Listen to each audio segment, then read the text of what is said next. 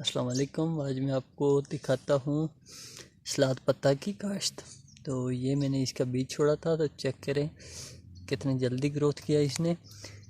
तो ये घर के गार्डन में कहीं भी लगा दें, ये बहुत अच्छा ग्रोथ करता है।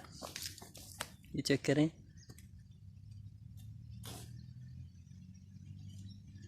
और इसके बहुत सारे फ़वाइद हैं। ये खाने के साथ अगर खाएं तो बहुत मैदा फ्रेश रहता है, ये बहुत अच्छा होता है।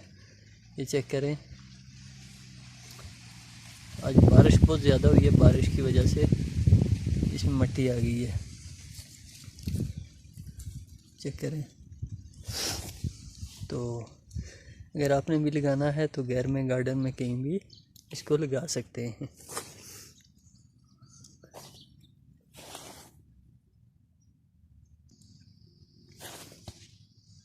ये है। तो इस पे जितनी बारिश होगी ये ग्रोथ उतनी जल्दी करेगा और बहुत जल्दी बड़ा होगा। इसके पत्ते बहुत ज़्यादा बड़े होते हैं, ये देखें।